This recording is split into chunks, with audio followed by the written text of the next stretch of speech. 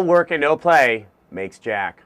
All right, it's me. Hello. I would like to thank everyone for saying that they care. I had no idea. I honestly didn't. That was very, very kind of you. Let's see. I'm in week 3 of my endless jet lag. I was in Washington, D.C. over the weekend. Learned that they have seasons on the East Coast. They're kind of interesting. Anyway, I'm back in California.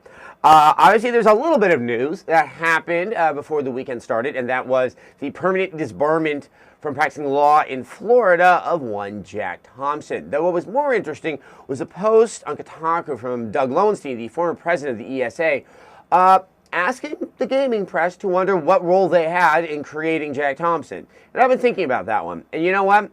Yeah, for a large part, we did create him. It was one of those things where there was an enemy that was right there, and we always kind of like enemies, and obviously it made for good news for us, and it became this symbiotic relationship. I remember thinking many times when I was doing debates with Jack Thompson, thinking, I'm giving him a soapbox, but at the same time, you can't help but think, but that's really good television. Or in the last case, I got to be on NPR, something I've been listening to since I was 8, and I just couldn't miss up that opportunity. Couldn't believe NPR actually had Jack Thompson on. Sounded like they weren't prepared for who he actually was. Point is, there is a good point there. What kind of a threat was Jack Thompson going to be? There was a point at which no one was taking him seriously. The best he could do was get on Fox News and be labeled as a school shooting expert.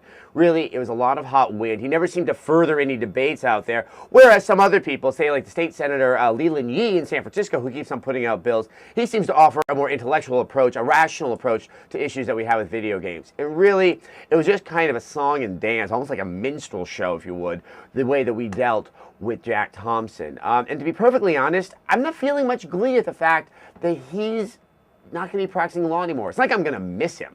But at the same time, things weren't looking too good for him. And I don't know. He is a human being and one who I thought was woefully misguided. But at the same time, I probably won't be dealing with him anymore. So I wish you all the best.